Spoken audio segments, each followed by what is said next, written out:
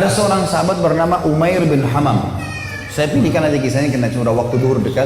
Umair bin Hamam ini teman-teman sekalian adalah salah satu sahabat yang sempat ikut di perang Badar.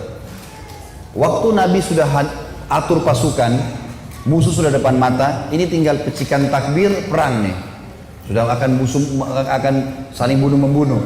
Lalu kata Nabi SAW dengan sabda yang masyhur dalam hadis Bukhari, demi Allah, tidak ada seorang pun dari kalian sekarang yang hadir di perang Badar ini, di kancah peperangan ini, terbunuh menghadapi musuh, kecuali pasti masuk surga yang luasnya seluas langit dan bumi.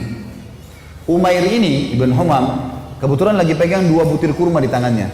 Lalu dia bilang, bakhin, bakhin. Bakhin itu indah sekali ya Rasulullah. Indah sekali, ulangin ya Rasulullah. Kata Nabi SAW, demi zat yang ubun-ubunku dalam agama, maksudnya demi Allah, tidak ada seorang pun dari kalian di sini yang terbunuh di kancah peperangan sekarang ini, perang Badar, kecuali pasti masuk surga yang luasnya seluas langit dan bumi.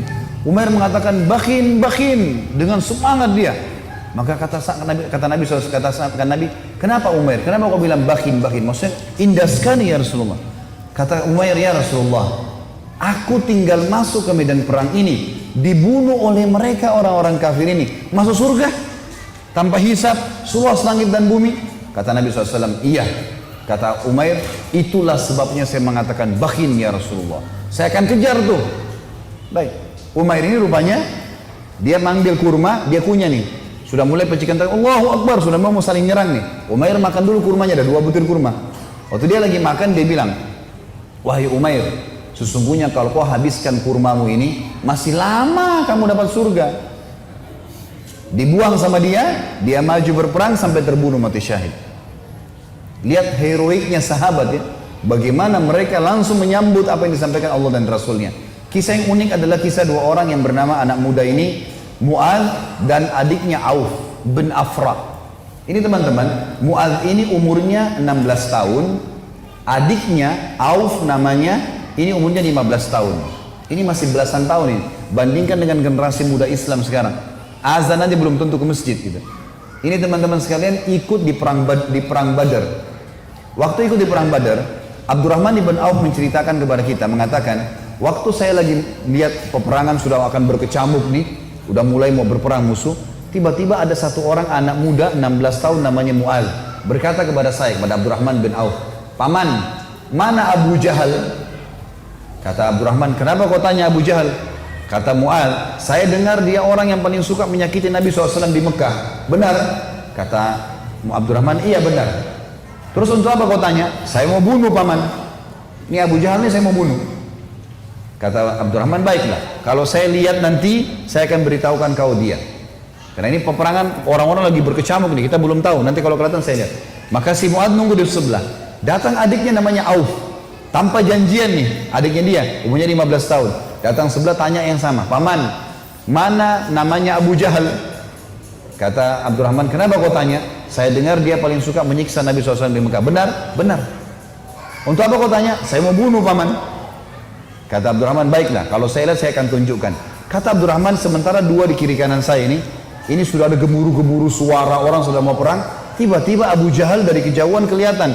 Abu Jahal itu dari kepalanya sampai kakinya, kudanya juga sampai kakinya semuanya besi. Yang kelihatan cuma matanya saja. Dia dulu di atas kuda, dikelilingi oleh 10 baris pasukan. Lingkar. Nggak bisa ditembus ini. Bayangkan kalau satu orang berdiri, ada orang buat lingkaran pertama, lingkaran kedua, sampai 10 lingkaran. Gimana caranya menembus nih? Kata Abdurrahman, waktu saya lihat saya bilang, itu Abu Jahal. Waktu saya bilang, itu Abu Jahal, kata Abdurrahman, demi Allah, si Mu'adz sama Auf seperti 2 anak panah yang melesit ya, dilepas dari busurnya. Lari dua-duanya, menembus 10 baris itu. Tebas sana, tebas sini, naik di atas pundaknya, sampai ke Abu Jahal. Dan dua-duanya menebasin pedangnya sampai kena ke pahanya Abu Jahal. Sobek pahanya Abu Jahal ini, berdarah, jatuh dari kuda, gitu kan. Abu Jahal ini rajanya mereka ya, rajanya orang-orang Mekah waktu itu. Dan kalau ini kalah, ini mati, berbubar semua di pasukan. Yang terjadi teman-teman sekalian, si Auf, si adik ini 15 tahun, dikeroyoki oleh pengawal-pengawalnya Abu Jahal, mati syahid. Si Mu'adz ini sempat nangkis-nangkis, tangannya kena tebasan pedang. Tapi dia sempat keluar gitu kan. Dia keluar dari medan perang, 16 tahun teman-teman sekalian. Diambil imamahnya, diikat tangannya sama dia. Yang sobek itu, diikat sama dia. Dia masuk melawan satu tangan. Waktu dia lagi perang, dia rasa tangannya ini mengganggu dia. Kesakitan kan? Dia mau cari mati syahid nih. Dia keluar ke kancah peperangan, tangannya ini diinjak sama kakinya, ditarik sama dia. Diputus sekalian. Dia masuk berperang sampai terbunuh teman-teman sekalian. 15 sama 16 tahun yakin mati di medan perang, ini adalah syahid. Gak ada rasa takut sama sekali. Ini luar biasa bagaimana. Kisah yang lain Abu Dujana. Abu Dujana radhiyallahu anhu ini sahabat Nabi, pernah begini, Syammah namanya dia Syammah ya. Beliau pernah ini Nabi SAW pegang pedang di perang Uhud. Udah masuk waktu? Hah? Hah?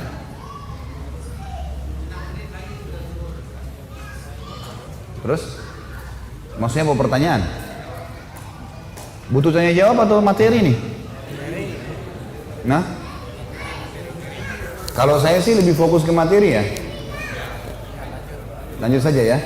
Iya, lebih baik kalau antum pulang bawa ilmunya mungkin lebih bermanfaat daripada ada pertanyaan. Insya Allah kalau ada waktu lain, kalau enggak ini. Baiklah, Syammah ibn Harith ini radhiyallahu anhu, beliau pernah teman-teman sekalian, Nabi SAW henuskan pedang di perang Uhud, lalu beliau berkata, siapa yang mau memberikan haknya Allah dan Rasulnya di pedang ini? Maka Hamzah berdiri mengatakan, saya Rasulullah. Nabi SAW tarik, nggak dikasih sama dia. Kemudian Nabi bilang lagi, siapa yang akan memberikan haknya Allah dan Rasulnya di pedang ini? Ali bin Abi Thalib berdiri, mau pegang. Nabi SAW tarik.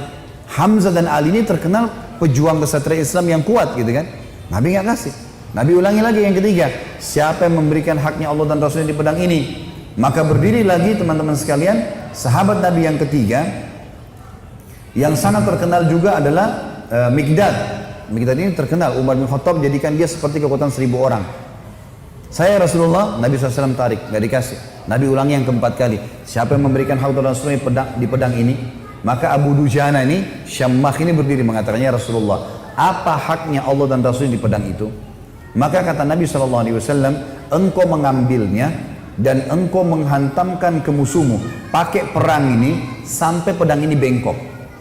Kata Syammah, baik Rasulullah, saya akan berikan haknya, kasih ke saya pedang itu. Maka Nabi SAW pun memberikan pedang itu, karena Nabi SAW ingin sahabat ini bertanya dulu apa haknya Allah Rasulullah di pedang itu.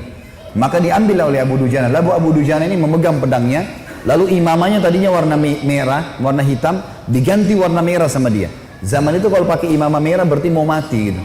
Dipakai warna merah sama dia, pedang itu dipakai, dipegang di dadanya sambil dia mengayun-ayunkan pedang itu di hadapan musuh orang Quraisy di perang Uhud ya. Belum perang ini.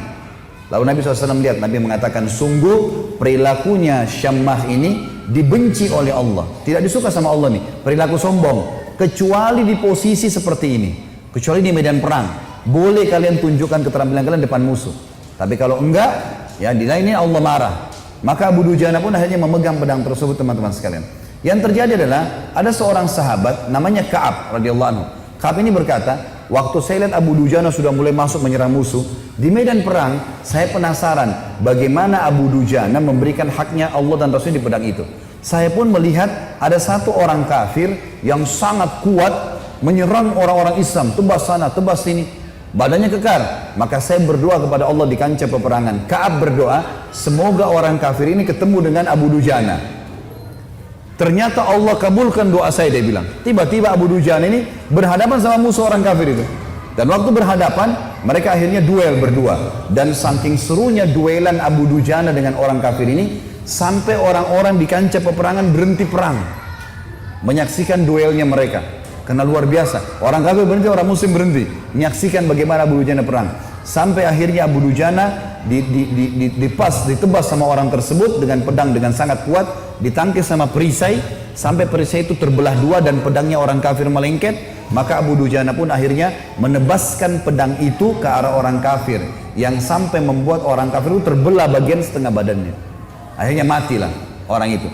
Maka kata Ka'ab, aku pun akhirnya menghadap ke Abu Dujana dan dia berkata, wahai Ka'ab, bagaimana pendapatmu? Bagaimana yang kau lihat dengan ini? Maka dia pun tersenyum. Artinya Abu Dujana betul-betul mengerjakan apa yang diperintahkan oleh Allah dan Rasulnya. Tentu dalam medan perang cukup banyak kisah-kisah teman-teman sekalian. Juga ada kisah yang sangat unik sebenarnya, saya disimpulkan, insya Allah 1 menit saja. Ada namanya Hamrat Asad. Waktu para sahabat kalah di perang Uhud, ada 70 sahabat mati syahid. Sisanya, kan sahabat yang pergi perang Uhud itu 700 orang ya. 70 orang mati, jadi sisa 630 orang. 630 orang ini teman-teman sekalian semuanya luka parah. Kita tutup dengan kisah ini ya. Luka parah semuanya. Nabi pun berdarah pipinya, keningnya berdarah SAW, giginya pecah. Pundaknya sempat dihantam oleh Ibnu Qami'ah. Beliau mengatakan saya rasakan sakitnya sebulan. Ini sahabat semua, 630 orang luka semuanya. Dan minimal mereka luka 5 luka di tubuhnya. Di dalam kisah ini dikatakan teman-teman sekalian, pulanglah mereka ke Madinah di perang Uhud. Sedih, sahabat banyak yang kalah. Waktu itu karena awal peperangan menang, pulang ke Madinah. Waktu masuk di Madinah, tiba waktu maghrib. Sahabat-sahabat ini 600 orang banyak tidak bisa ke masjid. Nggak bisa. Ada 2 anak muda umur 14 tahun sama 15 tahun. Apa 15 sama 16 tahun. Tapi bukan si Auf tadi, orang lain ini. Ini anak muda ini saking banyaknya luka di badannya sampai ditaruh di atas kuda, lalu diturunkan, dimasukkan di dalam rumah, ibunya tinggal rawat, nggak bisa bergerak apa-apa lagi. Sholat pun dalam kondisi isyarat mata, udah sakit semua nih, gitu kan? Baik, habis sholat subuh teman-teman, turun perintah Allah. Ini 1 hari setelah perang Uhud, ada perang namanya Hamrat Asad. Nama lokasi Hamrat Asad ini, nama lokasi Asad artinya singa. Hamrat ini wilayah warna merah karena gunungnya banyak warna merah. Perintah Allah kepada Nabi Muhammad SAW, perintahkan semua sahabat Muhammad yang ikut di Uhud kemarin, 630 orang yang luka itu, semuanya keluar lagi, kejar lagi tuh orang-orang Quraisy. Pasukan kalah ya, luka semua. Maka tersebar berita, pemanggil-pemanggil Nabi, hai sahabat-sahabat Nabi yang kemarin ikut Uhud, bukan orang baru, yang luka-luka parah, semuanya oleh Nabi disuruh ngejar menuju ke Hamrat Asad, kejar Quraisy. Maka sahabat-sahabat banyak, diantaranya Usaid bin Khudair, ada yang lagi nempel daun untuk mengeringkan lukanya, dicabut sama dia. Sami'na wa ata'na, kami patuh dan tenang. Dicabut semua luka-luka mereka yang tempel-tempelan, mereka pergi sambil ngalir darah. Ada 2 orang anak muda 15 sama 16 tahun. Ini di sini di riwayat tidak disebutkan namanya, yang tertidur di atas ranjang, ibunya ngerawat, sholat pun dengan isyarat mata. Waktu dengar ada orang teriak, wahai yang hadir kemarin di Uhud, semuanya tidak terkecuali telah turun perintah Allah kepada Rasulnya Muhammad SAW untuk mengejar Quraisy. Tidak satu orang pun boleh tinggal di Madinah. Luka parah. Maka adik kakak ini bersebelahan tidurnya. Kakaknya bilang, wahai adikku, tidak mungkin kita tinggal di atas ranjang begini sementara panggilan Rasulullah ada 16 dan 15 tahun ini. Maka kata adiknya, bagaimana caranya kak? Kita nggak bisa bergerak nih. Apa kata kakaknya? Demi Allah, saya akan seret kamu sekali, kamu seret saya sekali, sampai kita menjawab panggilan Allah dan Rasulnya.